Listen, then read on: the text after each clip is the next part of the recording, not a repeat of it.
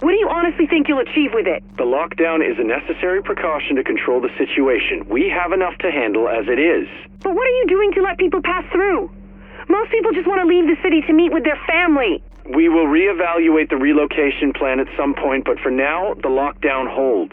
Now, miss, I've got work to do here. You really should stop looking for trouble and make sure your own family is safe. Hey, I heard what happened. How are you? Fine, I guess. Probably just really tired. They locked the whole place down. Put all of us in quarantine. I'm actually sitting in a plastic bubble right now. No kidding. Jesus, that's insane. What about you? How are you holding up? I'm on my first break now in 6 hours, eating a candy bar for breakfast. But I shouldn't complain, I guess. Sarah Helpline, how may I help you? Yeah, I want to report a missing person. It's, my brother. Okay, ma'am. What's his name? Trevor. It's, Trevor Sloan. And when and where was he last seen? We were at the, outside Madison Square Garden 2 days ago. He disappeared in the crowd. And then I waited for him by the post office, but he didn't show up. I have no idea where he is, and now I'm all by myself. And these forced relocations, this dark zone, what is the point of that? We've already had a press conference on this. All the information is out there. Anything else is classified, and I can't comment. So you're sticking with the story that this is some kind of decontamination procedure? It's a delicate situation that we must take care of pragmatically. We must focus on the bigger picture. There are millions of lives at stake here. 911, where's your emergency? Can you hear me? I got my store down on Bowery, and I need the cops here. I'm being attacked! Okay. Is your life in danger at this moment, sir? What do you think? I got the shop fenced up, but these hooligans are about to break through. If I don't get somebody down here, I'll have to take care of myself. All right, sir. Where's your shop located? Back off! I got a gun! I said back off, you hear me?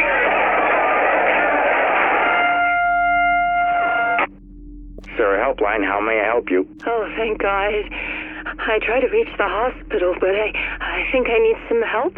Okay, ma'am. If this is a medical emergency, you should call 911 instead. Is it an emergency? I have a fever, and I can't stop throwing up. I just can't stop. I think I need a doctor. Ma'am, I can forward the call to the emergency center. Can you tell me your name and address? I'm all alone. I don't want to be alone. And we got 3 more bodies since yesterday. Bagged up and decontaminated. Okay, we should have a pickup for you within the hour. Great. Honestly, I don't understand how you cope with it. Me, I'm really starting to... Hang on. Something's going on. Sir, you can't be here. This is an official Sarah Recovery Center. You'll have to... Stand back and no one will get hurt. We're only here for the supplies. No one needs to... Oh my God! Oh my God! I can't do this anymore. Bliss is completely out of control. He's got us executing civilians, and when Sergeant Alvarez refused, they shot him for treason. We need someone on the inside. I'm not killing another civilian. You shoot one civilian, we save 1,000. We're counting on you. You're beginning to sound just like him. Just carry out the mission. That's an order. Coast Guard just caught Hales with 50 kilos of coke, paddling up the East River in a military surplus Zodiac. Engine failure. You're shitting me. No, ma'am. And where are the fireworks? I want to hear some Cristal corks popping. When we locked her up, she just wouldn't stop grinning. I asked her if she was happy to be home, and she spat in my face. Said, yeah, because now I get to take you all down with me. You think she's infected? I'm at the hospital right now. Don't tell me you're buying into Bliss's crap! Sorry to burst your bubble, hon, but people are savages. Yesterday we caught a guy taking a dump in a Sierra reservoir. Poisoned the whole neighborhood for a laugh. I've seen messed up things. That's my point exactly. But it's no excuse. Benitez has it right. These people need help, not a bullet in the head. And if you can't see that... Then what? Well, I guess it's over. Hey, baby. Looks like I'm coming to New York. They're sending the army to Manhattan? Is it that bad? National Guard, baby. It's fine. We're coming to help the police and stuff. And you're not meant to know, so keep it on the down low. I'll call you when I know what's happening, okay? Okay. It's getting pretty scary here, Jane. You just hold tight and stay inside. It'll all blow over soon. You wait and see. Yeah, it's me. I have no idea when they'll let me go home. Are you at work? Tell me you're not at work. Listen, honey, we're having all kinds of trouble with the main turbine, and if the power goes off, the whole island's screwed. I can't leave right now, and even if I wanted to, well, the Army's here, and... Wait, they're holding you there? Holy shit, Jack, are you okay? I'm fine, I'm okay, but I don't know when I'll get out of here. So go to Sandy's, take the boys, and stay inside. I'll get home when I can. I love you. City Council Accessibility Office. What can I do for you? Yeah, this is Staff Sergeant Max Cooper. I need translators to help man the depots. Armenian, West African dialects. You'll know better than me. Anything rare for New York. Most of the times we get families and someone translates for the rest, but shit, it's just crazy down here. I'll make some calls and get back to you. Thanks, ma'am. Much appreciated. John, it's Vic. I just got a call from Deb on the night shift. The inmates are starting to look sick. One of the guards must have brought it in, and it looks like the supply ferry isn't going to make it over, so I don't want you or Travis coming in. The jail's already understaffed. They'll riot. Yeah, I don't know about you, but I'm not paid enough to be stuck on Rikers Island with 20,000 cons with fucking Ebola or whatever. Don't go to work today, John. It's not worth it. 911, what's your emergency? Hey, hello? I'm down on East 21st, corner of 3rd Avenue. My friend, she's been sick, flu or something. She passed out on the sidewalk and she's not waking up. Is she breathing? I don't know. I think so. Her forehead's really hot. She's all pale and sweaty. Okay, make sure she's lying down on her side. Okay. Yeah, she is. Can you send an ambulance or something? As soon as we can. We've been getting an unusually high number of calls the last couple of days, but we'll be there soon. Just stay with your friend and we'll be there ASAP. So we've got 120 beds and an additional 25 now in the East Wing. All in use? Yes, ma'am, with a wait list. Now that's just the start of our problems. We've got staff shortages as well. We can barely take care of the main building. I know. It's the same story all over. Yeah, Sarah's got their hands full. But we're barely functioning over here, and I'm afraid of the infection spreading to the other patients. Is there anything you can do to, I don't know, speed things up a bit? I'm sorry, sir. We're doing what we can. Hey, son, what's up? Nada. Chillin'. You want to do this thing today? Yeah, I guess we can. Better now before shit gets too crazy. All right. Well, let's meet in the alley and head over from there. All right, see you in 10. Yep. Sis sure will be happy to have her toilet fixed. OMG. Did you see Arya's new video? Holy shit, it's so awesome. I can't believe her look. Did you hear she's dating the singer from that Swedish band? What? No way. He's on fleek. His hair is gorge. I love him so much. She's like the luckiest girl in the world. Get off the phone. You have to come see what's on the news. I gotta go, babe. Mom's getting jelly. Love you. Late. Okay. See you later. Call me. Damn, these game things are expensive. What's a kid supposed to do with a $400 game box thing anyway? They need something good in their lives, babe. It's been a tough year. I know. Listen, how about you and me, we just give each other cards this year? I mean, do we really need more stuff? Really? I just want a family, honey. Just get your kids to call me Mom, and I'll be good. I think you're going to be Janet for a long while. You don't think this console will do the trick? We'll see. Love you, sweet thing. You have to come. What's so great about this place? Oh my God, it's incredible. The whole club is like a hospital, and you sit in wheelchairs and you drink out of IV tubes, and if you want snacks, they bring them to you in bedpans. With everyone getting that flu, that's like in the worst taste ever. Jesus, you're seriously no fun since you hooked up with Max. At least I'm not eating out of bedpans, bitch. Mwah. No, I'm not kidding. I'm sick to death of smelling other people's garbage, and I can't even stand on the subway anymore without some urban dance troupe gyrating in my face. And cabs?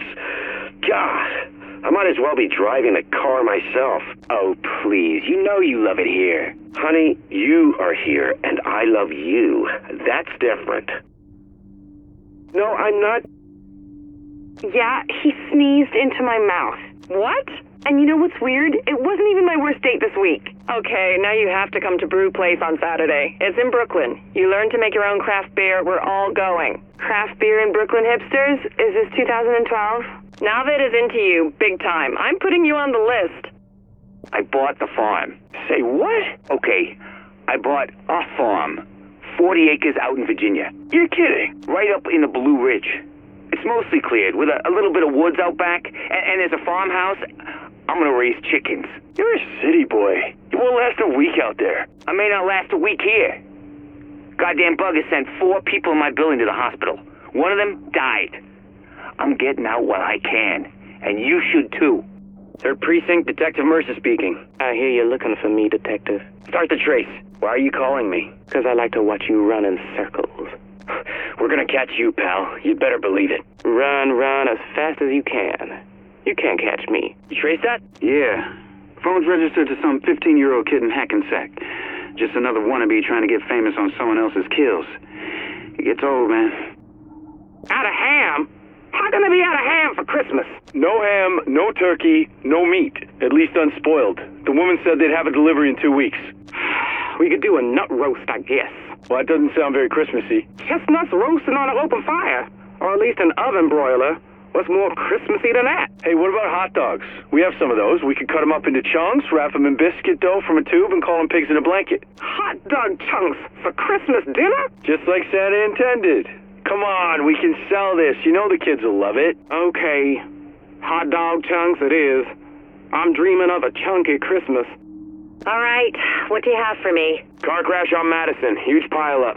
Got some nice close-ups of the bodies, too. That's it? Well, yeah, it's good stuff. Blood and guts all over the pavement. You're wasting your time. We got hospitals, riots, sick kids. Get me some of that and you'll make the news. All right, I'll see what I can do. Can't answer right now, but please leave a message. Hi, honey, it's your mom. I just wanted to let you know we're in a cab on our way into the city now. I know we said we wouldn't, but your dad managed to find a really nice deal for a hotel. And we both just wanted to see you, what with everything that's going on. Traffic's a nightmare as usual, but seems a lot worse going out of the city on a Tuesday. Isn't that odd?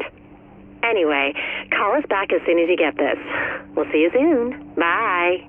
Okay, people, listen up. I've been getting a lot of questions about this Directive 51 thing, and the people with the orange wristwatches, and with all the other crap we got going on. Nobody knows what the hell's going on. Well, today's your lucky day, because I'm going to give you the short version, and after this, no excuses. Right, so, first things first, yes, we got to do it. Directive 51 comes right off the president's desk, which means it's totally on the up and up. Someone invokes it, you listen. What does it say? It says a lot of things, but the part that matters is this. Certain people are now authorized to do whatever the hell it takes to clean up the big messes. Nuclear, biological, chemical attacks, pandemics, giant monsters, that sort of thing. As you might have guessed, their current situation qualifies. They're called the Division, and they're being activated as we speak. How do you know who they are? Look for those damn orange circles. You see the glow, then you'll know. Who are these people? According to Directive 51, they're sleeper agents recruited from the civilian population to be activated only when the shit well and truly hits the fan, which, if you ask me, describes things pretty good. They're not military, they're not SEALs, they're not secret agents, they're people, coming from the people to help the people. They've been trained to maintain order and public safety in domestic environments under extreme circumstances, so people like us are able to do what we do best. They could be anyone. Your neighbor, your dentist, your wife, you name it. All that matters was that someone thought they could do the job when things went to shit.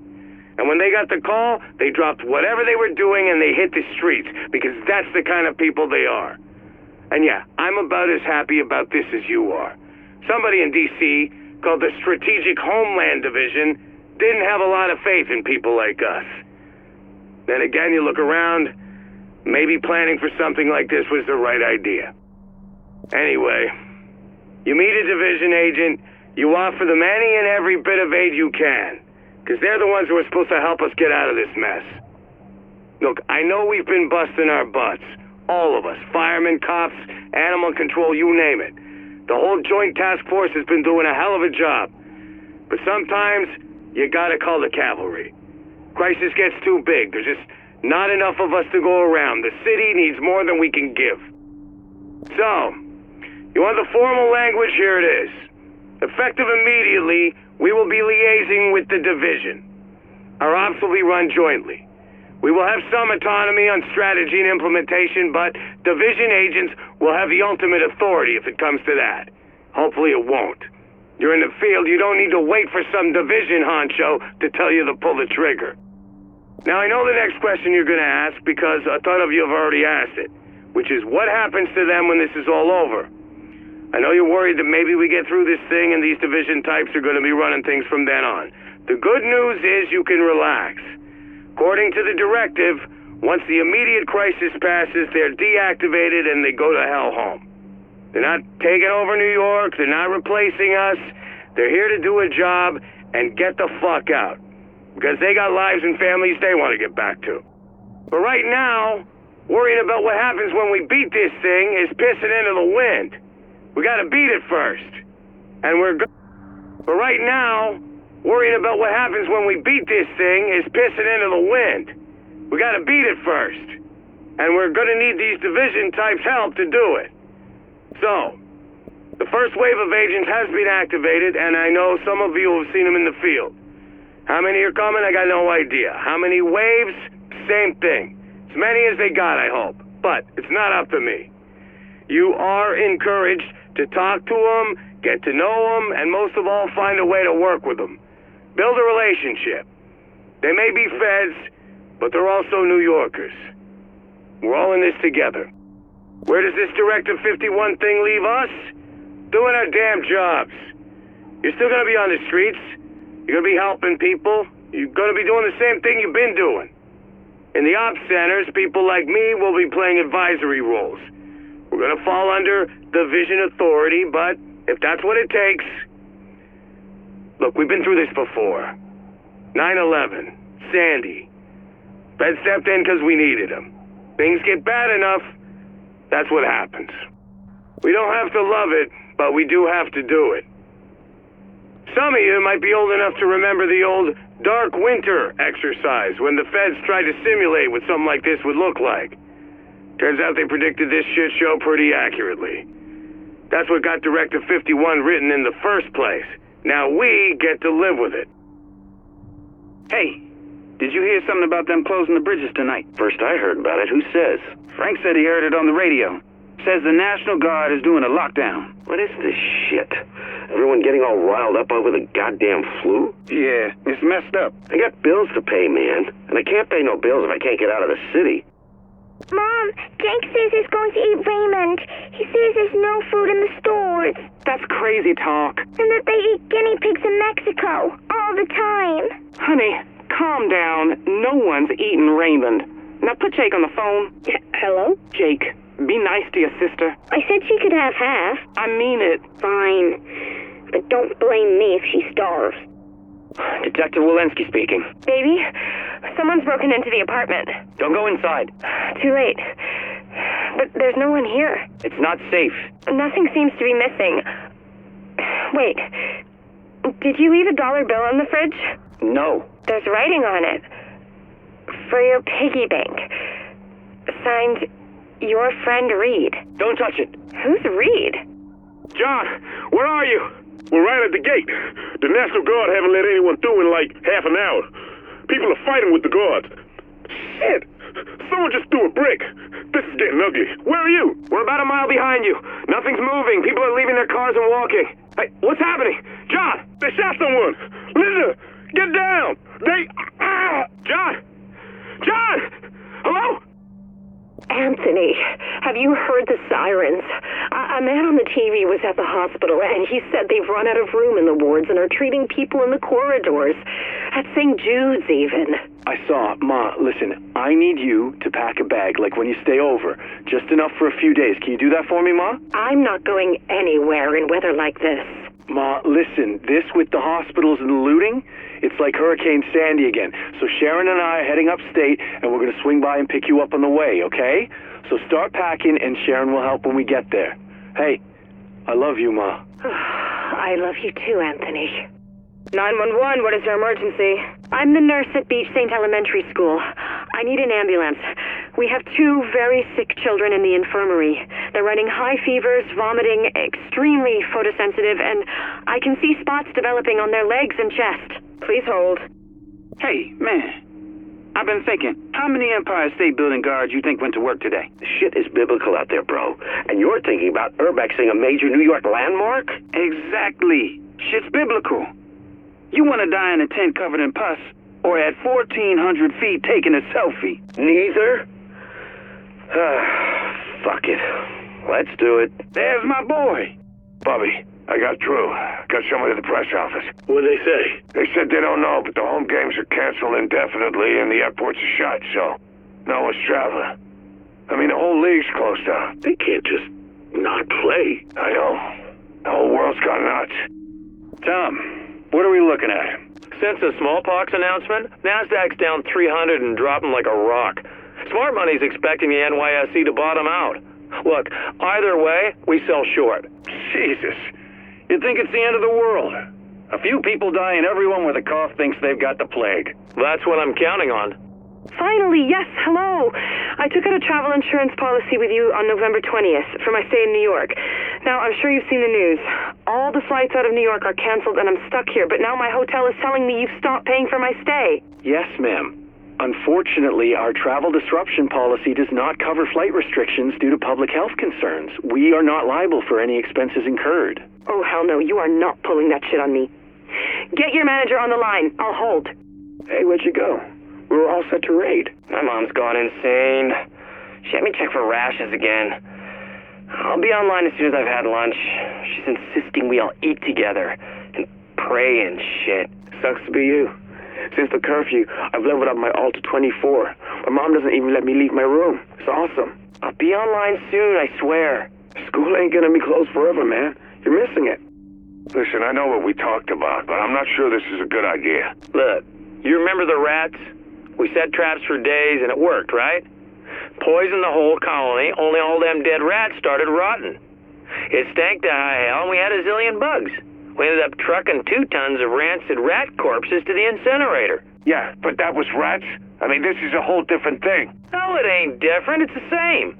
They don't have places to put the dead no more, and there's more of them. Thousands of them in their houses, in the streets. If someone doesn't do something, it'll be just like the rats. We're going tonight. Bring fuel. Hey, it's me. Don't be dead yet. I've been working on a couple of green poison bits for the open mic night. I want to run them by you. So I say, I was brought up Catholic. I'm really bad at it, but you don't change teams in the middle of a game, you know? But now it's like, things are starting to get a little scary, right? And I'm thinking maybe I ought to give this God guy a chance. Not committing to anything, just, you know, like when your mom pesters you for the 12th time about setting you up with a hot dermatologist who just moved into her building. I mean, how bad could it be, right? I don't know. Is that funny? Call me when you get this. Don't be dead yet. Hey, honey, how's Liz been? Wearing thin. Listen, I don't have good news. They've grounded the entire fleet, and it looks like nothing commercial is flying to the USA or Canada. So you're stuck there? Lisa, everyone's stuck everywhere.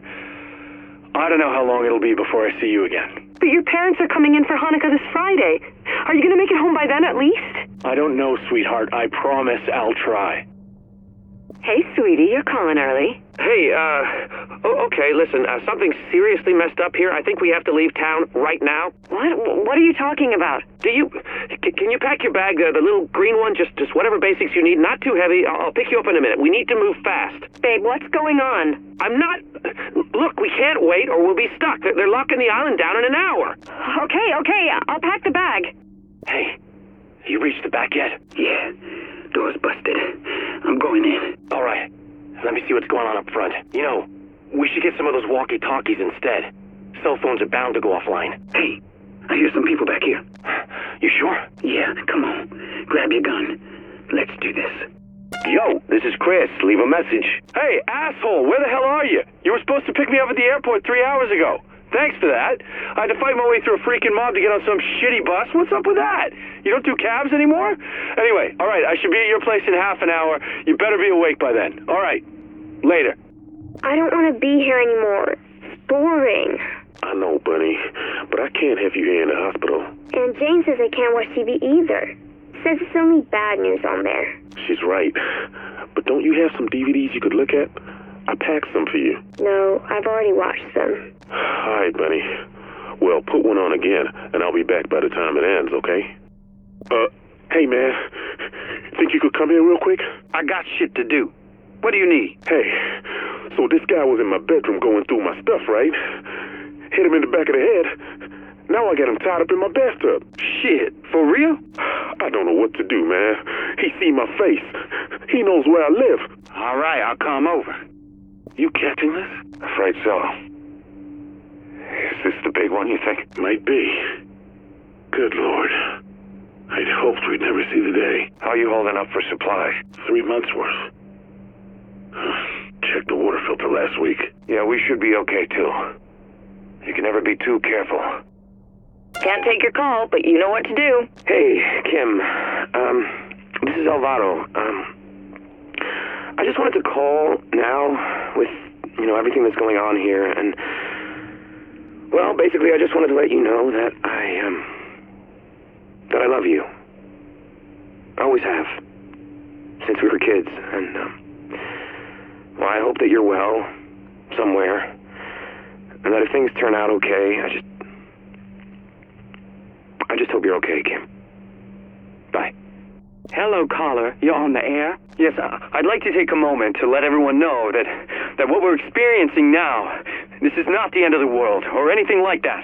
The world existed long before us, and will exist long after us. What we're seeing here is, in fact, our just reward. We've mistreated the planet. We've mistreated society. We've mistreated ourselves. There's nothing unfair about this at all. But hopefully, this time, it's just a warning. And hopefully, future generations will learn from our mistakes. That's all I have to say. God bless us all. Go for Rachel. Your message won't leave itself. Hey, Rach. I'm just calling to see if you're okay. We left it on pretty bad terms, but I do want to make sure you're all right. They say this thing's going to get worse before it gets better, and... Look, I don't know if I have the right to tell you what to do, but keep off the needle, okay? If you need an ear, let me know. I'll be there if you need me. Welcome to Pricer House Customer Service. Due to recent events, our stores in the greater New York area will be closed until further notice. We apologize for any inconvenience and hope to continue providing quality food and service as soon as possible. Thank you. And we've got Cindy with us now, live on the phone from New York. Cindy, what can you tell us about the current situation? Yes, Stephen, it's a chaotic scene here at the Lincoln Tunnel as citizens try to push through the JTF checkpoint before it closes indefinitely. There's still no official word on how long this lockdown will be in effect or what relief Sarah will provide to those who are left behind, many without power or heat. Emotions are running high, to say the least. And what's going to happen to the people who don't make it through the checkpoint? Have you been told anything? The JTF hasn't issued a statement, but honestly, it doesn't look great. Many of these people have packed their belongings into their cars, but those cars are backed up on Dyer Avenue. Hey, watch it! Dad? All routes in and out of Manhattan will remain closed until quarantine is lifted. Hey, buddy. What's wrong? I think they're trying to break in. Open up! Police! Don't open. Call 911. You're not picking up. Dad, you've got to come home. I'm trying, buddy. But the goddamn bridge. They're breaking down the door. Al, did you get the gun from my desk? What? Go get the gun! Dad! Tell me some good news. Yeah, I'm looking at a big red brick apartment complex over by the East River. Looks easy to defend. No armor to speak of, and there's still people around. Rich folk. Shouldn't cause us any problems, and probably got a lot of food and shit stashed. I say we set up here. You and your boys shake the place up, cause some trouble, and see who fights back. Things are as good as you say. I'll talk to Lorraine, see what she thinks about moving in. Understand? Oh yeah, I feel that. Then get on it. Dad? Clara, what is it? I just shot a guy, Dad. He stopped moving, and I think he's dead. dead. Where are you? Are you okay? No. Are you hurt? Did he hurt you? He was in the store, Dad. I had my gun, like you said, and he was in the pharmacy on 4th, and he was shouting at me, and he pushed me, and he... Are you okay? Did anyone see you? Come home, Clara. Just get home now. Okay. I'm okay. I got the flu pills, Dad. I got the throat spray, too. I'm coming home. I found the mother load. What? 8 sacks of Kenyan AA green dry. Can't be more than a couple of months old. Coffee beans.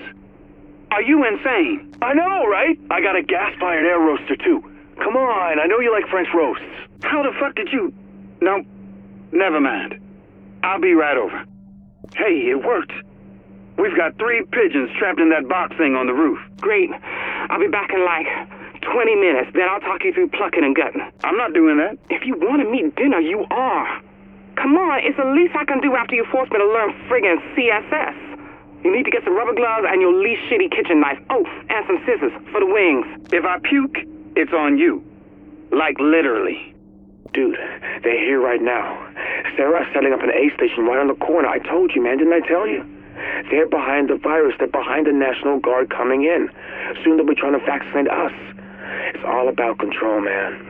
The one world government, they tried it after 9/11 with the flu vaccine. That didn't work, so now they've engineered another false flag attack on the heart of the free world. 9/11? You were 8 years old. Will you ever shut up about this conspiracy shit? Hello? Hello? How does it look? It's a box full of bees. How the hell should I know? Ugh, Jesus, there's bees on me. Good, good. They're still active. The honeybees work all winter if they have food.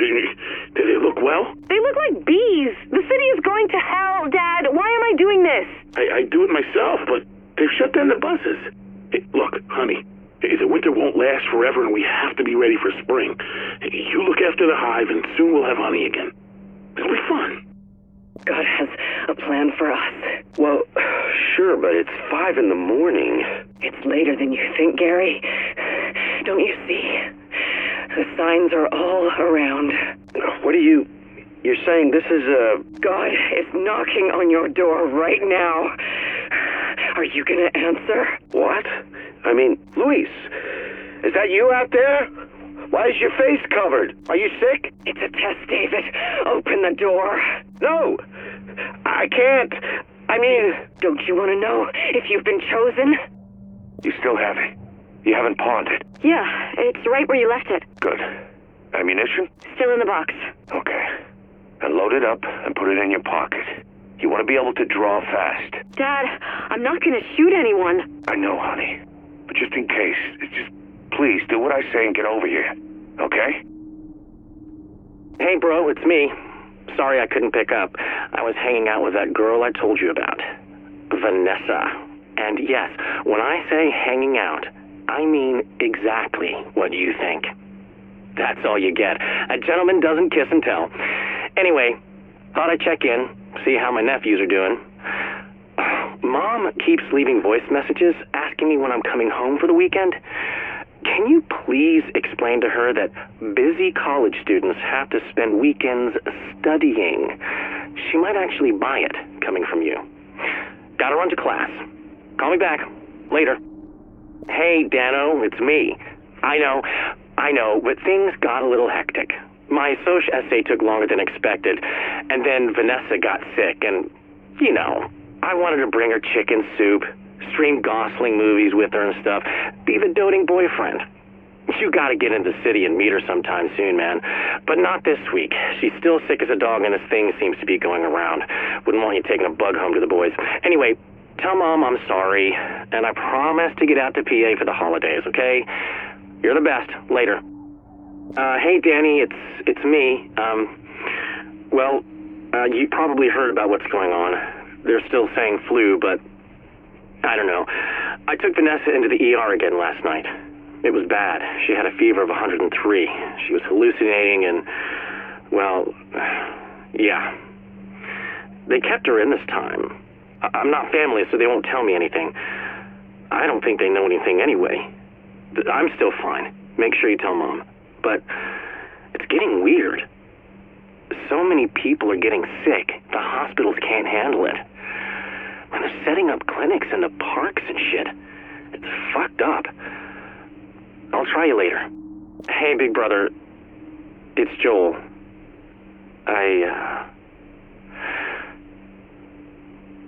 Vanessa died. That's gotta be the most fucked up thing I ever said. A month ago, we were sexting in Comp Lit this morning. They wouldn't let me see her. I told them her family's in Hong Kong. They know the airports are shut down. Jesus, this all happened so fast. I don't know where she is, Danny. I don't know what they did with her. University canceled classes. Bridges, tunnels, everything's closed. I'm stuck here. Tell Mom I'm fine. I'm not, but I'm not sick at least. Call me, please. Danny, got your voicemail. Cell service is hit and miss these days. Like everything. Power comes and goes. You don't find a place to sleep before dark, nobody lets you in. Too afraid you're bringing a disease with you. Those nights, I ended up in a hallway somewhere. Or sleeping in an alley under a cardboard box, like some kind of bum. It's fucking cold in this city, you know? Like, I knew it was, but when you can't get away from it, you realize it is a lot colder than you think. Nobody's got spare food. I'm running out of ramen. Don't know what I'm gonna do when that happens. Mom's gonna be fine, Dano. Yeah, I'm sure it's something else. It's Joel. Don't know if these things are getting through. Tell Mom I love her. Tell her I'll be home soon. Dress it up however you have to. Just make sure she believes it.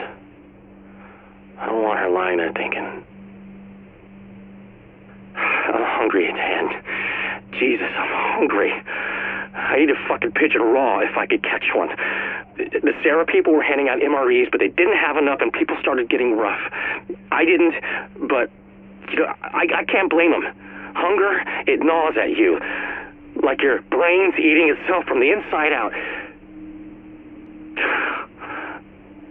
I lied. I got rough, but I got something to eat. You don't need to call me back. Got your message. Thanks. I'm glad it was quick, I guess. I wish I could have seen her before. Dan, today I saw these guys on the street, standing around this old man. They wanted his suitcase. They didn't know what was in it, but they wanted it anyway. And he didn't want to give it up. So they knocked him down and started kicking him hard till he passed out. Danny, I was one of them. Get out of town.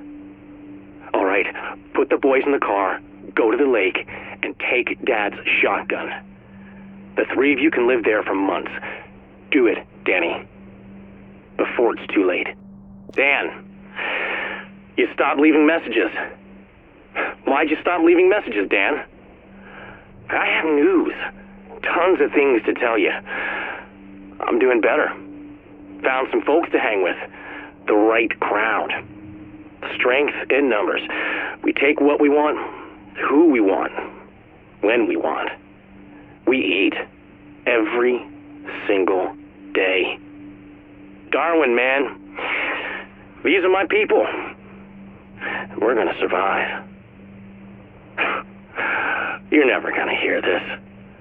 It's gonna live on a NSA server somewhere in Nevada, like the nuclear waste they bury in the desert with the cockroaches nothing can kill. Soon we'll all be gone.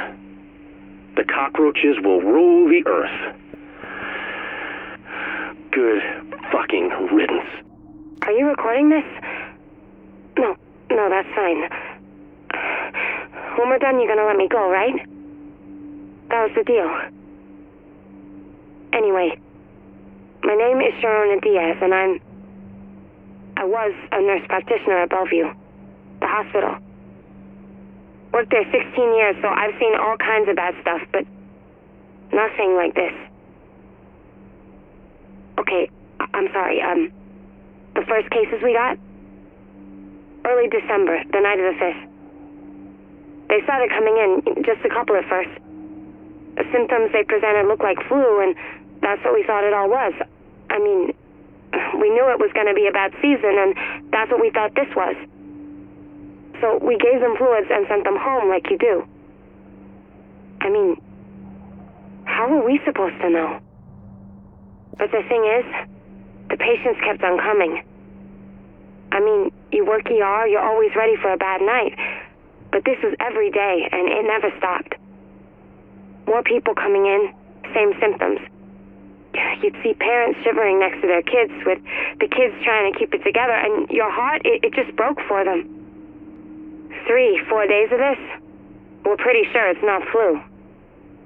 DCD was calling every couple of hours for updates, and they asked all these questions that made it pretty clear they didn't think it was flu either. What the disease control department finally told us was scary. This thing, nobody was saying smallpox yet, was virulent at 2 parts per million. Direct contact airborne contagion too. It was scary. Then the governor declared it an emergency and they locked the city down, and we realized what kind of hell we were going to be in for. The National Guard moved in, but what were they going to do? They weren't doctors. The 8th was when somebody finally said smallpox. Word came down that we were supposed to inoculate healthy patients with smallpox vaccine, even though our supplies were old and nobody knew if it would even work. The thing was, it didn't. People kept getting sick and coming in, and we just didn't have the room. We did what we could to make people comfortable, but we just couldn't stop it. We couldn't even slow it down. That's when it all turned into alphabet soup. First, Sarah rolled into town, thinking they got this under control. Catastrophic Emergency Response Agency. More like, can't even run anything. They started setting up these mass treatment facilities in Midtown, which took a load off us, but didn't do much else. On the 11th, people started dying. By the 13th, the morgues were full. And on the 14th, we had to start turning people away. It was hell, you know? But we couldn't do anything for them. We were out of beds, we were out of medicine, the staff was starting to come down with it. It was a nightmare. By the 17th, they shut us down. Too much risk of infection, they said. More like they wanted to concentrate all the patients in those Sarah Field hospitals. Maybe keep it away from the rest of the city. What happened next? You know what happened next. The Joint Task Force tried to hold things together, but really, what were they gonna do? Cops and firefighters and weekend warriors? The city was falling apart. Too many people were sick, too many jobs weren't getting done. And then, they lost control of those Sarah facilities and had to wall them off. It was just too much. Me?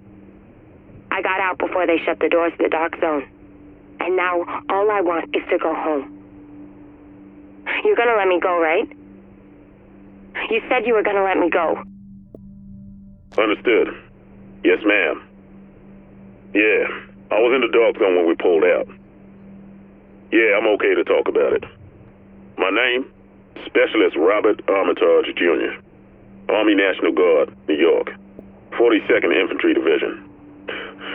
Yes, ma'am, it's a mouthful. Electronics engineer, wife and 2 kids in Utica. Mobilized mid-December after the governor declared a state of emergency. We knew there was an outbreak. We didn't know of what. No, ma'am. My experience, they don't tell you those things unless they're relevant, and it wasn't. Not yet. When did I get to Manhattan? Early days. Right after the outbreak. They mobilized us on the 7th, had us in transports to the city on the 8th. Quarantine was already coming down. It was weird as hell to be traffic going into Manhattan and not see anything coming out. People hadn't started dying yet, but already things were pretty shaky. Half the city was sick, and the other half didn't go to work because they were afraid of getting sick. Our initial orders were to liaise with Sarah and provide support, build aid stations, and help him set up those field hospitals.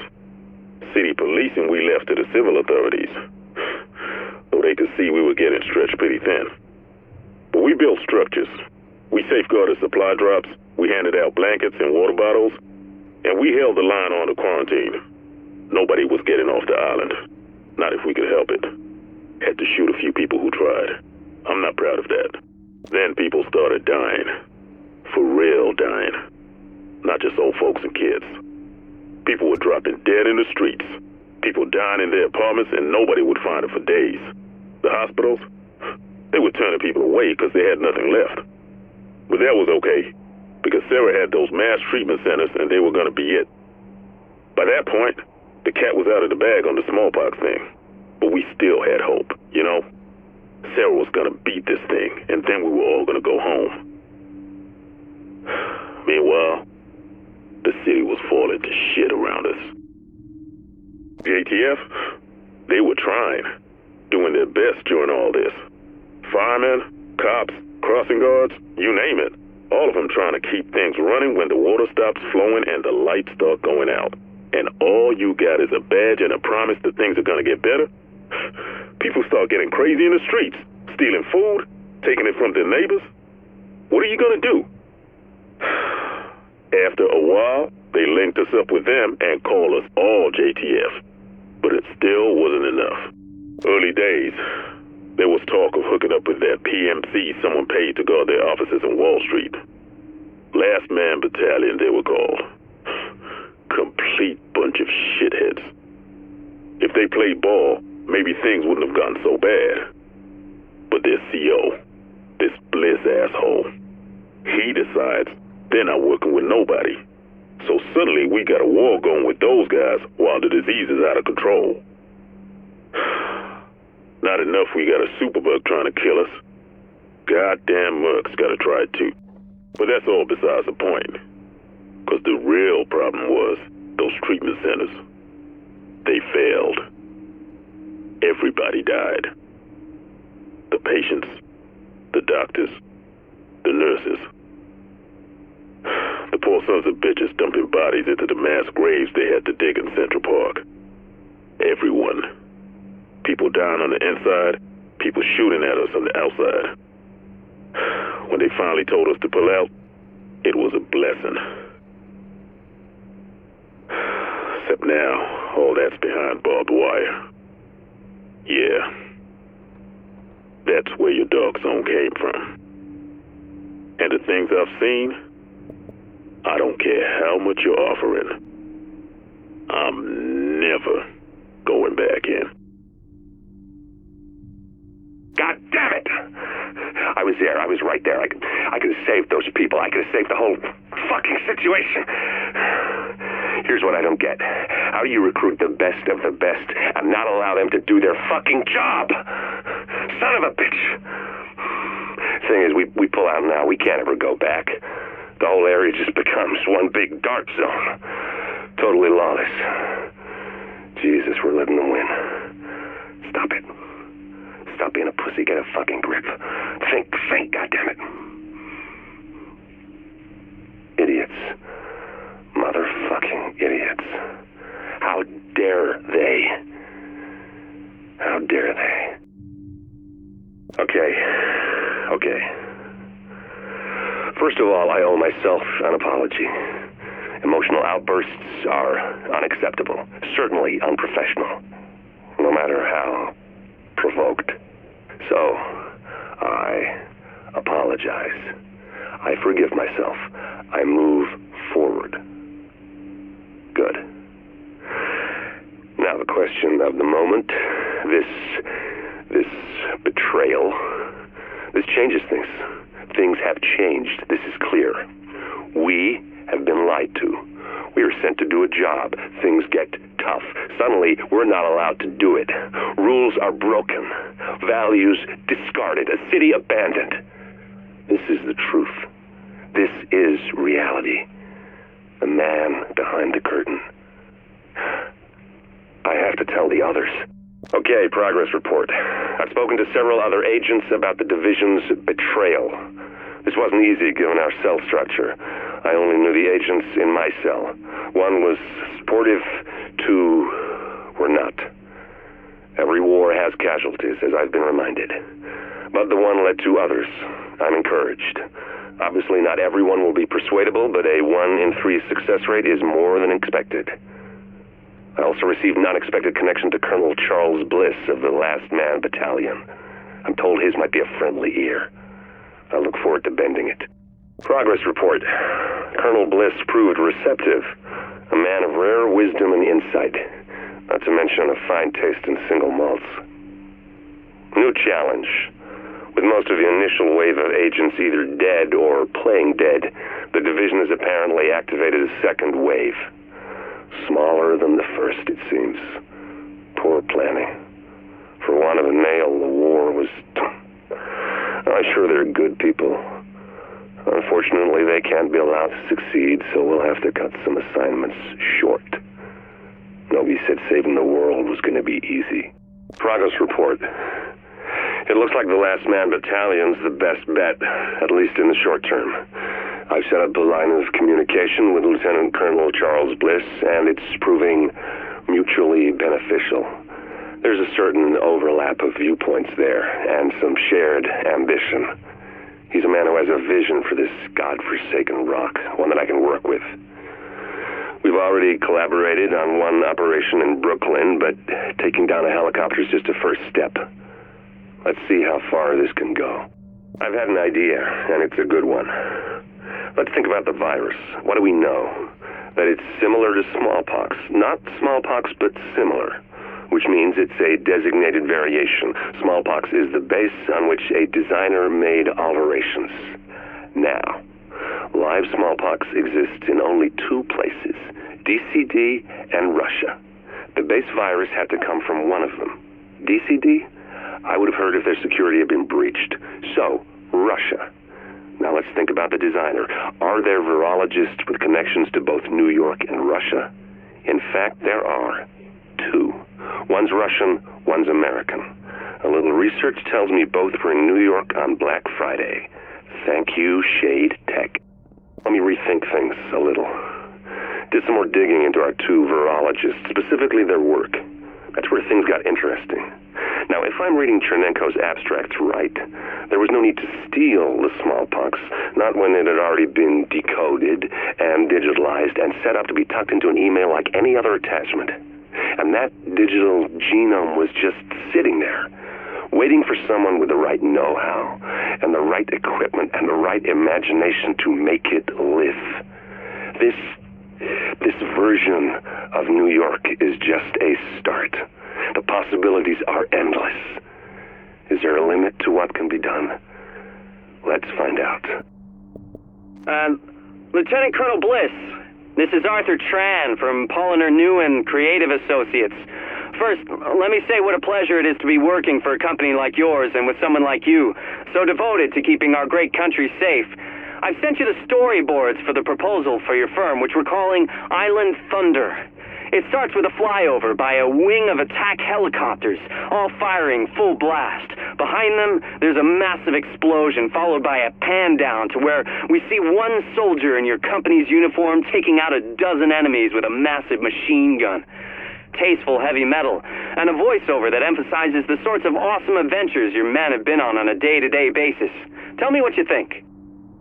Mr. Tran, this is Charles Bliss calling. I just wanted to let you know that I got your message and I looked at your storyboard, and that your ad is the biggest piece of crap I've ever seen. And that includes the time I got trapped marching behind 16 elephants in a parade.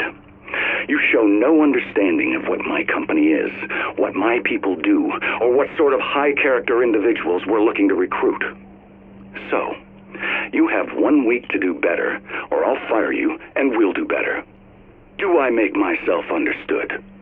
Bliss out. Lieutenant Colonel Bliss, sir. First, let me apologize for the previous effort we sent you. That was the work of a junior associate who has, of course, since been let go. We've assigned all of our senior staff to your project, and I think you'll be very pleased with the revisions. It's a very simple concept. Just you, talking about your service and the idea of loyalty and duty. And I think we can bring it in at well under your budget, so call me back and let me know. This is Eva Acosta, urban spelunker extraordinaire. New York has been cordoned off by the government, and I am in the most exclusive club in the world, Manhattan. Thomas and Blanca got their asses cut by the JTF. Not me. But then they don't have my mad parkour skills. I'm exploring the city and reporting what I see, taking nothing but photos and leaving nothing but footprints, and maybe the occasional audio recording, so people know where I've been and the incredible things I've seen here. The adventure begins. This is Eva Acosta, urban spelunker, and this is my first night exploring the Big Apple. Gotta say, it's spooky as hell here. New York used to be a very crowded place, but it is creepy how quiet it is now. Hardly any lights, just the wind howling through the buildings. Can you hear that pack of dogs? Don't know if they have rabies or what, but I am keeping far away from them. It's a moonless night and it's dark as hell. The streets are full of snowdrifts and there is nothing moving anywhere. No traffic. Nothing. Don't think Manhattan has ever been this quiet. This is Eva Acosta, urban spelunker. Day 2 inside the city that never sleeps. Last night was pretty freaky, but today's a whole different story. I mean, it's cold as hell, but I've never seen the city look so amazingly peaceful and majestic. The sky is ice blue, and everything is covered with snow. There are huge icicles hanging off the trees. It's like a picture-perfect winter wonderland. I went by the zoo, and it looks like someone let some of the animals go. I wonder if anyone's feeding the ones still there. What the hell is that? Is that the National Guard? What are they doing? There are prisoners in chains being dragged behind trucks. Oh shit, they see me! Eva Acosta, urban spelunker. Day 3. Yesterday some assholes shot at me. Soldiers. National Guard, maybe. I don't know who they thought I was. Anyway, I'm in Midtown today, not far from the Empire State Building, in front of Abel's department store. My papi used to bring me here when I was little to watch the Thanksgiving Day parade. There's a parade today, but I don't like the looks of it. Guys wearing gas masks and big tanks on their back are leading a group of people into a circle. Some of them are crying. I'm afraid to get any closer because I don't know what they're doing. Maybe I should take some pictures. Oh my God.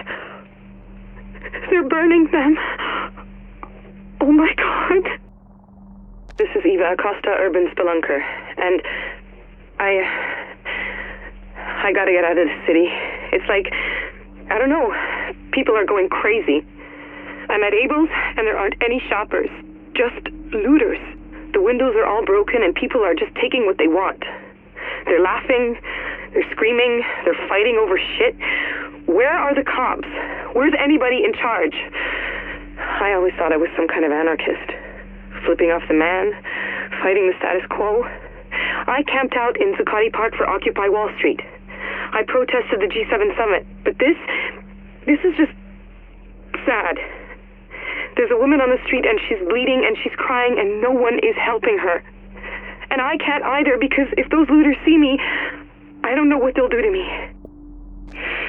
This is Eva Acosta and I can't find a way out of this fucking city. I'm almost out of food, and I don't know what to do. There's a whole lot of desperate people camped out in the train yards, but I think a lot of them are sick. There's no way out through the Lincoln Tunnel. There's no way across any of the bridges. There's no way out anywhere. Getting in was easy. They're not watching for people trying to get in who'd be stupid enough to want in, but getting out? Oh, shit. I hope I'm not getting sick. I think I better head for the train yards. I don't know where else to go. At least there's safety in numbers there.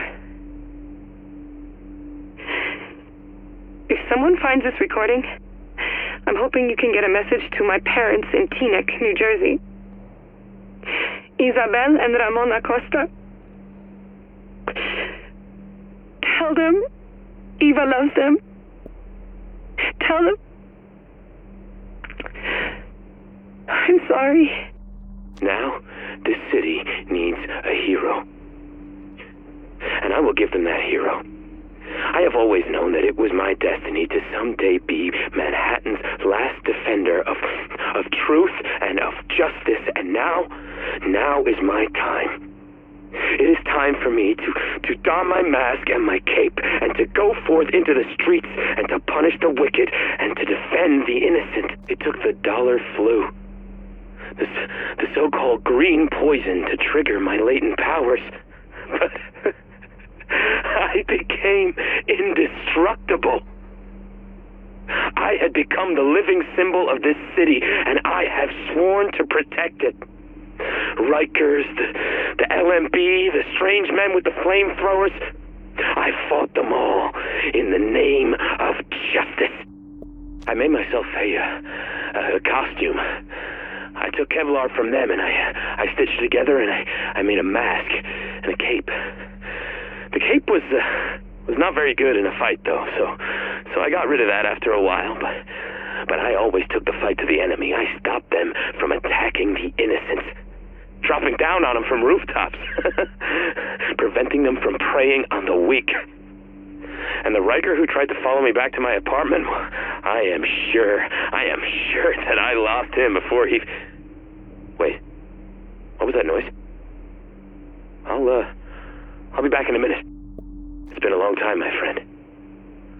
A long time since I told you about my adventures, my duty to the city even. You see, I was attacked by a great many of those escaped prisoners, but I fought them. And even though I was outnumbered, I escaped through the window. I haven't been back since.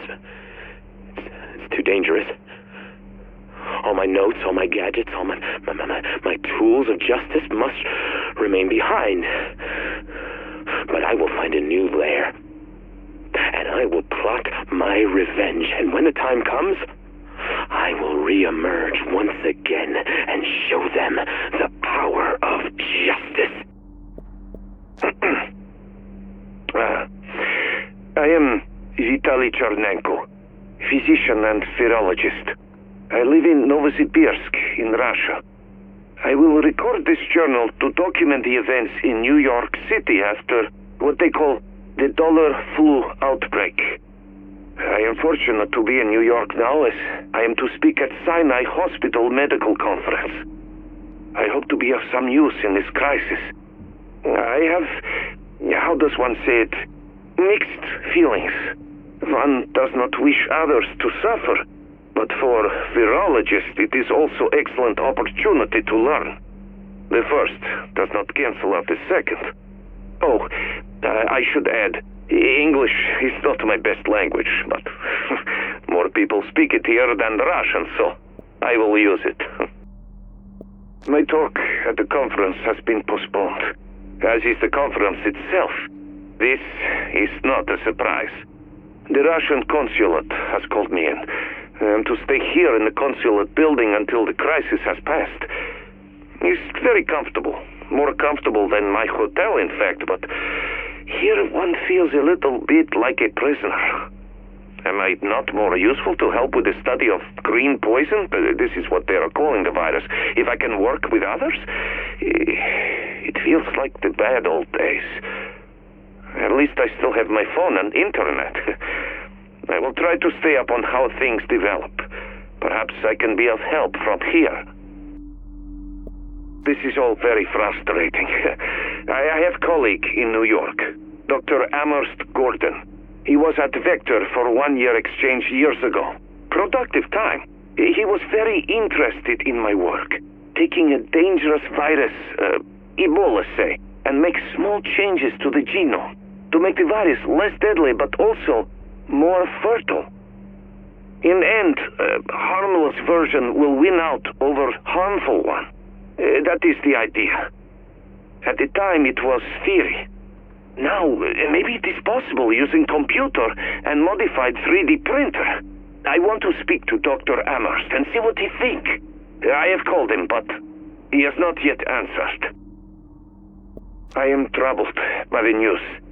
The DCD says the virus may be smallpox, but the live smallpox virus is kept in just 2 places in the world, DCD and Vector in Siberia, where I work.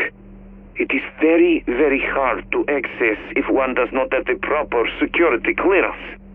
If this is true, the one behind this may have the connection to DCD or Vector. They may even be known to me. It is disturbing. Still, no answer from Dr. Amherst. I am concerned for his health.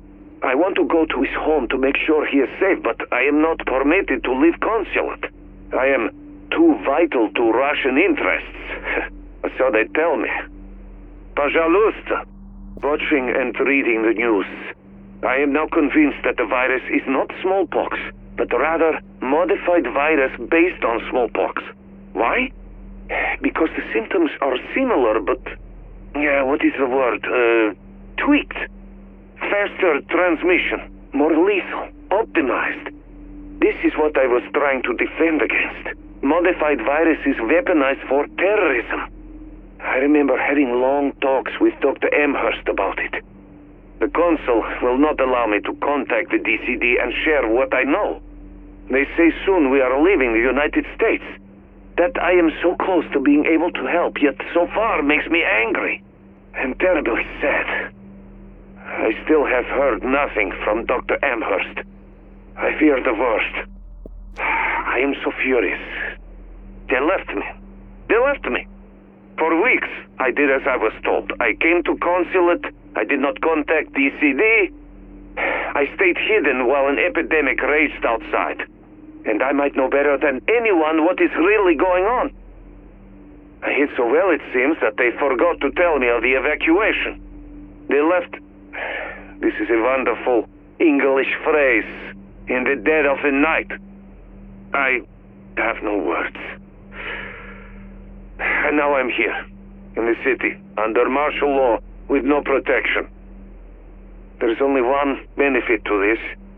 Now there is no one to tell me I cannot contact DCD and offer my help, or find Dr. Amherst. Now I am free. I hope it is not too late. Bоже мой. Outside is worse than I expected. Before I thought this was a crisis to get through, then rebuild. Now, I'm not so sure. I want to go to Dr. Amherst's home to see if he's alive, but I do not think it is safe to do this. The streets seem dangerous. There are almost no police. This is not the New York I remember. It is wiser to stay in consulate for now, I think. At least here, the internet sometimes works. I have alerted the Russian embassy in Washington to my presence. They say they will come for me when blockade is lifted. Until then, I wait. Hello?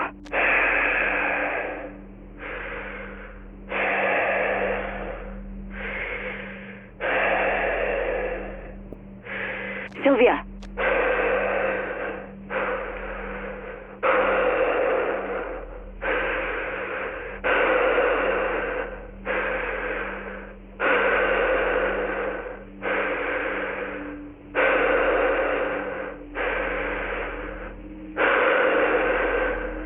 Rick, hi. Finally, I've been waiting all day for you to call. I've got someone here who's been dying to talk to you.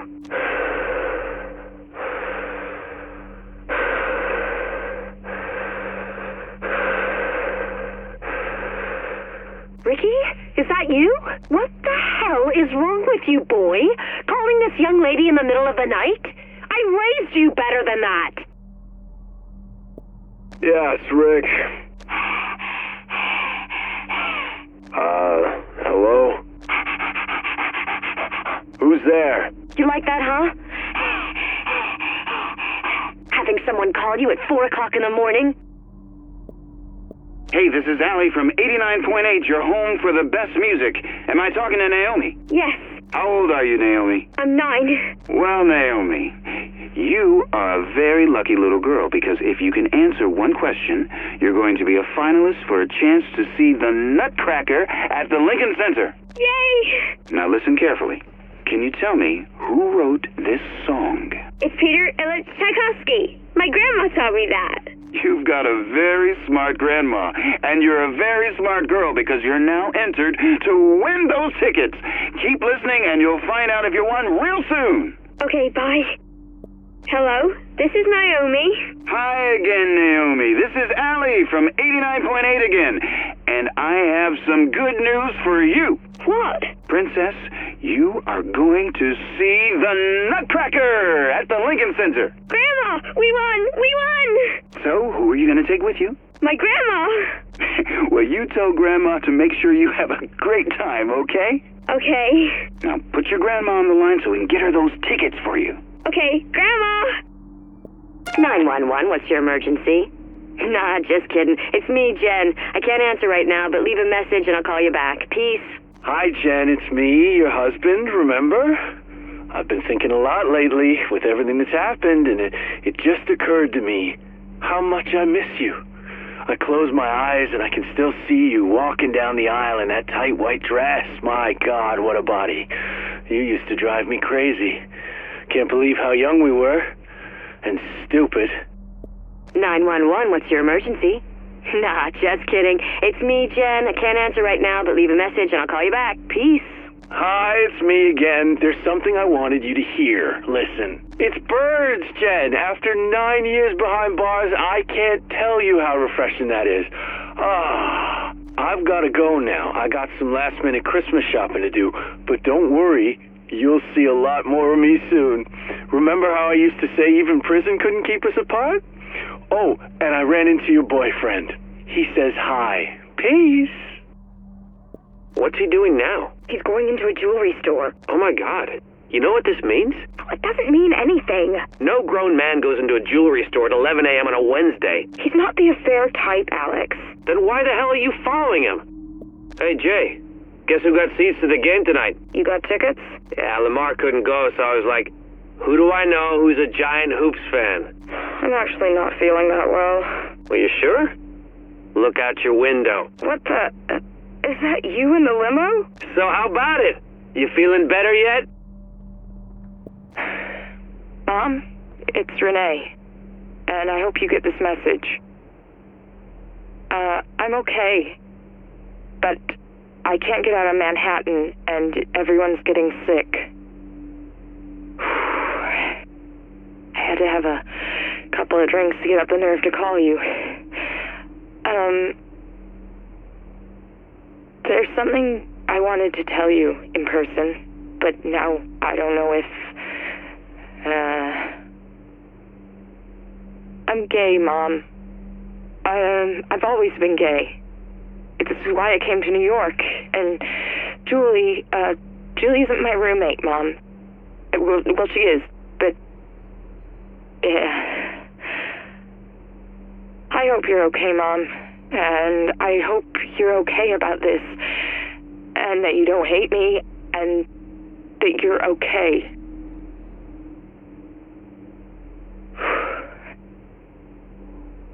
I love you, Mom. I love you. Renee, it's your mother. I got your message, and... I know, honey. I've known for a long time, and it's okay. Nothing you could do could stop me from loving you. But Renee, I've seen the news. I'm so worried about you right now. What I need you to do is to be strong for you and... Julie. Stay safe and look after each other. I love you, Renee. Call me when you get this. Hello? Hello? Can you hear me? Can anybody hear me? I don't suppose anyone can. Not really, not anymore. Not with the city and the state it's in. And my little piece of it. That's what I want to talk about. My neighborhood. My name is Sarah Cardozo, and this is my story. This was a good neighborhood. A nice neighborhood. People looked out for each other when they had troubles. It was that way too, after the green poison first hit. At least, for a while. We took care of each other because it was the decent, human thing to do. We watched what was going on elsewhere, and we were proud that we weren't like that. At least, we didn't start out like that. Lately, I don't know. People are leaving. They're drifting away. The neighborhood is changing. People are focusing more on taking care of themselves. I don't blame them.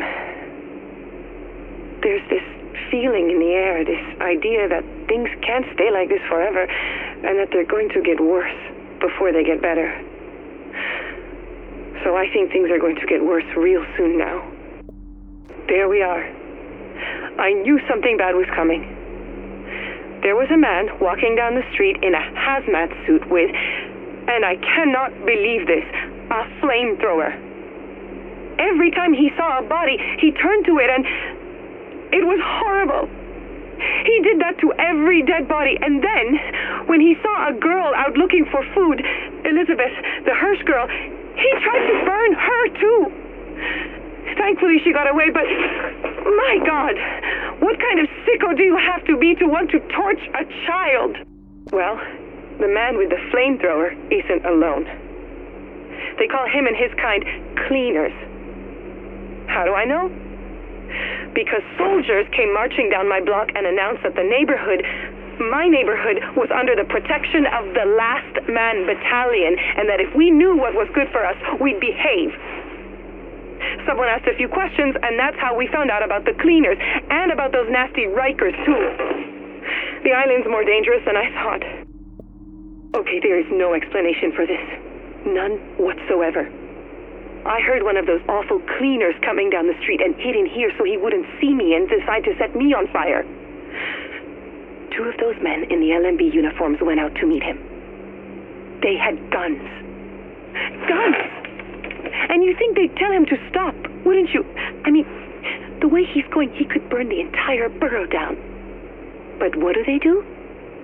They start joking with him.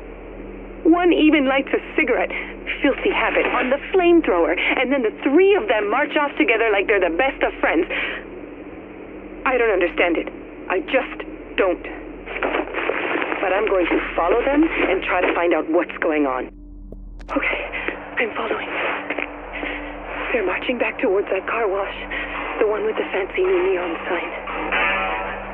I don't think they've seen me, but they've joined up with more soldiers, and some of those criminals, and a couple more cleaners. They're all laughing and having a good time, which is good for me, because they're not looking around to see if anyone's behind them. This is a terrible risk I'm taking. I should just go home right now. I should just run before they notice me. I should...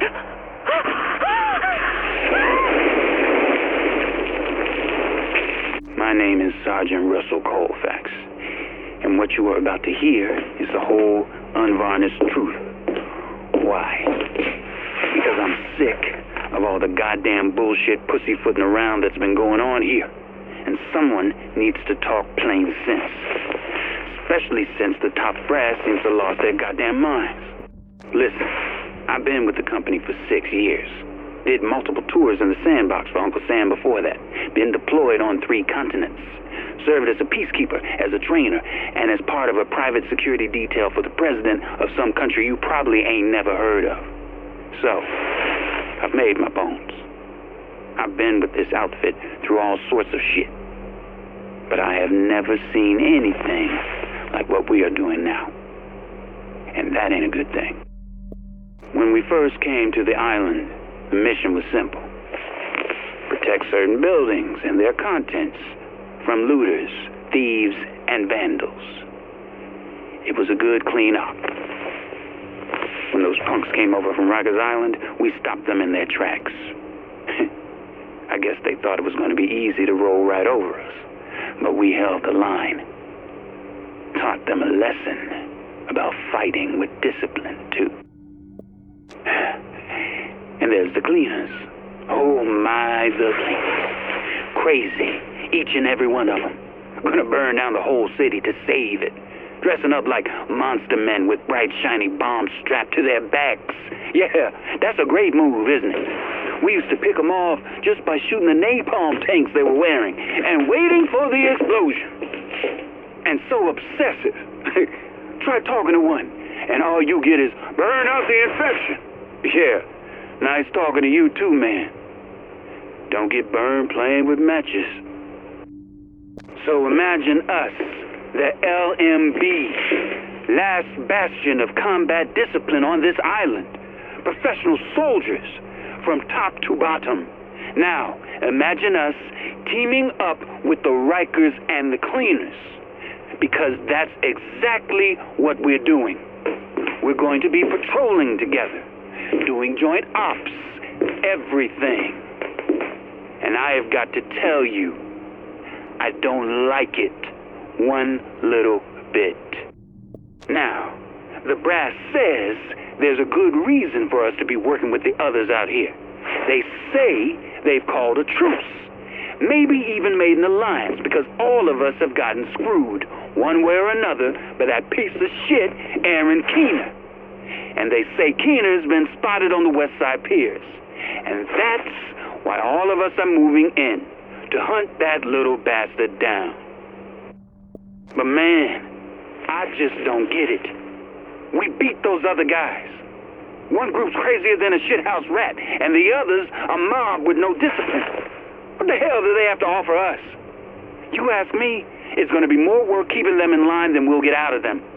If you ask me, it's not worth it. But nobody's asking me, which is typical. Hi, Grandma. It's Elizabeth. Mom said I should always call you to let you know what was going on, so that's what I'm doing right now. First things first, I'm okay. I'm fine. I caught the dollar flu, but then I got better, so you don't have to worry about me anymore, okay?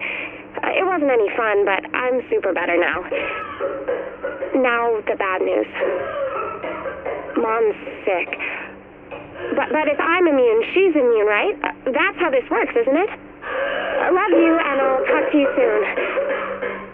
I hope you're okay. Grandma? It's Elizabeth. Mom's dead. I woke up this morning and went to give her some water, and she wasn't moving. She wasn't breathing. And I tried everything. I swear I tried, and she wouldn't wake up. She got sick because she took care of me when I got sick, and now she's dead. I don't know what to do, Grandma. I'm so sorry.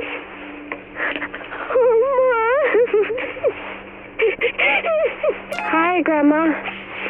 You haven't called back, so I'm getting worried. Please call if you can. Tonight's my first night without Mom. The apartment's just so quiet. I'm gonna stay here and keep the door locked and just pretend nothing's wrong. Because if I think too hard about it, about everyone getting sick and Mom dying and you not answering the phone, I start to think about how bad it really is out there, and I can't face that. Not tonight. Not without Mom. Hey, Grandma. Well, the inevitable happened. I ran out of food in the apartment. It only lasted longer than I thought, but that's mainly because I didn't think I'd be able to eat some of Mom's stuff like the quinoa. Turns out that if you're hungry enough, you'll eat anything, even if it tastes like yuck. But once I finished that, I had to go out and find food. It wasn't easy. All the stores were empty of everything. They had smashed windows and knocked over shelves. So I went looking other places. Some of the neighbors' apartments, mainly. And I took food from the ones who aren't going to miss it. It feels creepy, but I don't have another choice. Today was scary, Grandma. I was outside looking for some food when this guy started yelling at me. I ignored him the way Mom always told me to, but he wouldn't stop. Then he started chasing me, and he had a crowbar. And I ran. I dropped everything I was carrying, and I ran, and he kept chasing me, and nobody came to help me. I went and I ducked down an alley and climbed over a fence, and he couldn't follow me. And then I ran some more so he wouldn't be able to find me if he came around the other side. Later, I went back for the stuff I'd been carrying, and it was all gone. I'm so hungry. Hey there, Grandma. I keep on thinking about that guy who chased me.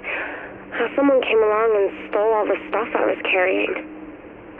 I don't think I'm going to let that happen again. I started carrying a knife. One of Mom's good ones from the kitchen. The next time someone chases me, they're going to get a surprise. Because I can't just run and leave everything. Not when food's so hard to find. Not anymore. Hey, Grandma. I'm guessing you're probably gone too. But I'm going to keep calling as long as I can. It just feels like I should, somehow. I think you'd be proud of me. And so would Mom. I'm a survivor, and I'm going to keep on surviving. There's talk of a refugee camp open near the garden. And maybe I'll go there. Or maybe I'll stay here and keep making the best of it. Whatever happens, though, it'll be my choice. And no one's going to force me out.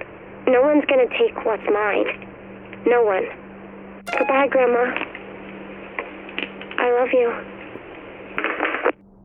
I don't need to explain myself to anybody. This is not a plea for understanding, nor am I looking to justify what I have done. Choices. I made them, and I'm comfortable with what I did. No, I'm recording this because I don't know how long I'm going to last out here, and someone should hear this story. Someone should hear the other side. I started out a shade agent, bright-eyed and bushy-tailed, ready to go in and save the city.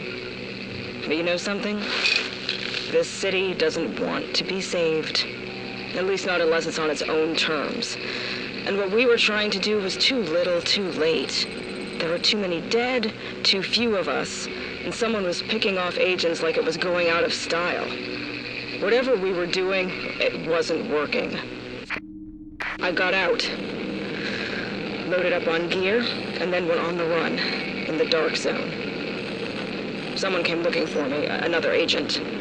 I could tell he just wanted the gear, didn't care if he brought me back dead or alive.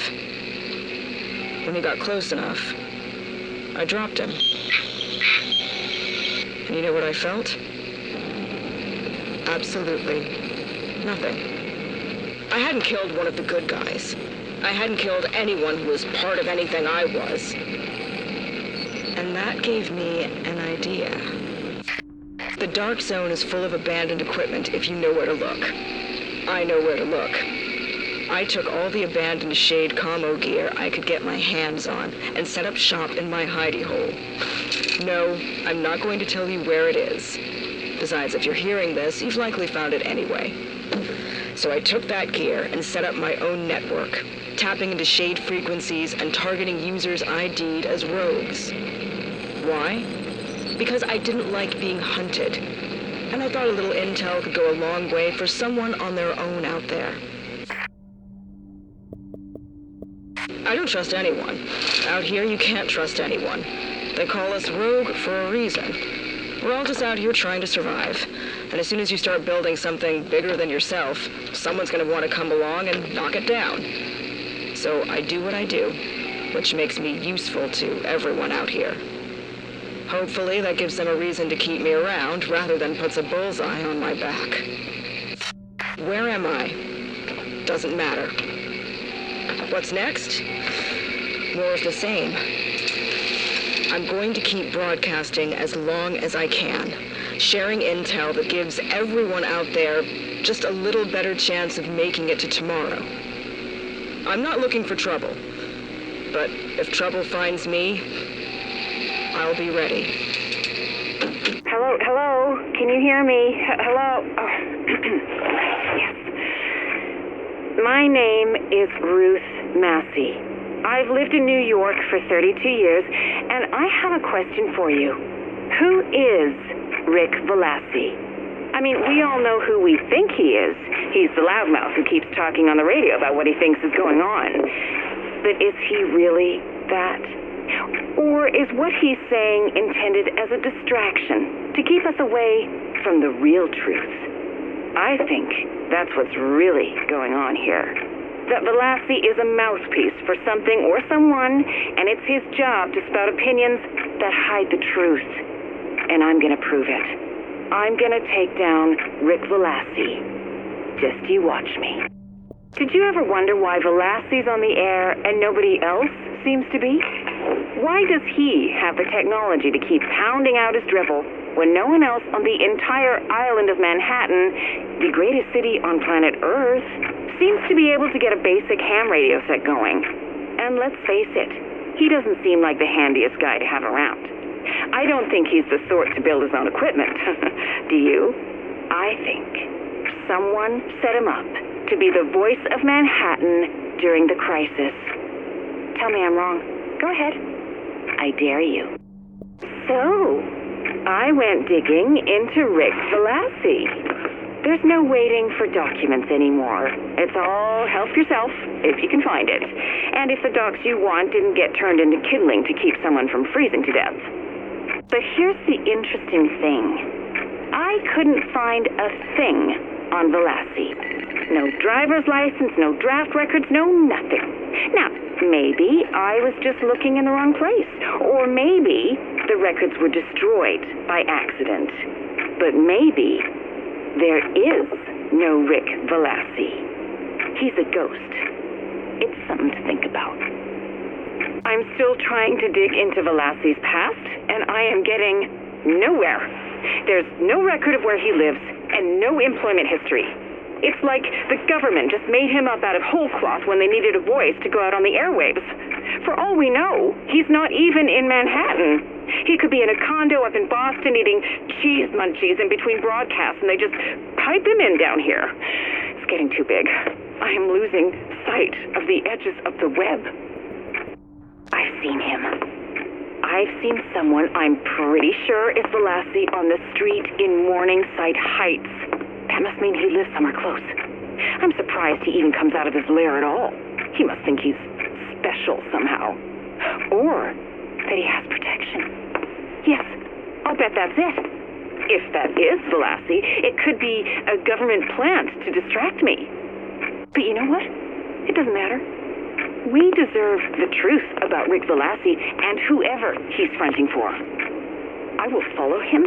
I will keep an eye on him. I will find him. And then I will find out the secrets he's hiding.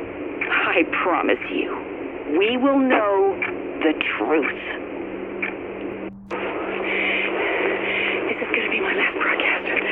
They're listening. I mean, I always knew they were listening, but now I know they're listening. And I don't know how much time I have left.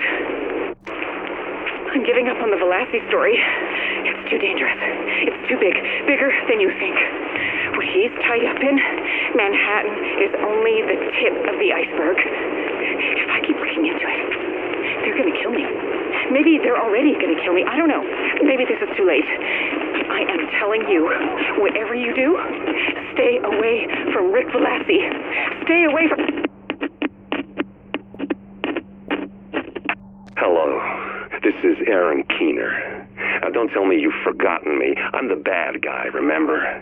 Oh, I didn't cause any of this, but if you ask the JTF, I sure as hell made it worse. Of course, if you're asking the JTF for anything besides some bottled water, you got bigger problems. But the news is simple. I'm alive, I'm real, and I'm not done yet. Not by a long shot. Anyway, I hear you've been looking for me. Does Lau know why? Do you? And right about now, I'll bet you're wondering if I was ever even here on the west side. The answer is yes, I was. You can look for me all you want, and so can those morons with the golf clubs and the flamethrowers. But you will never find me. More questions? Well, I'm sure you got dozens of them. Like, why the west side? It's easy enough. I needed a few things, and central Manhattan had been picked clean. And why let the factions know I was here? To get them to chase me and the JTF to chase them and pull their eyes off the prize. And what's my end game? Well, that I am not telling. But don't waste time getting indignant. Instead, let's talk facts. You are not going to catch me. Not even close. Let's put that another way. If you had even the faintest shot at getting a hold of me, do you think I'd be taking the time to send you a message? Both of us are smarter than that. But at least I've got your attention, and that's all I want. For now.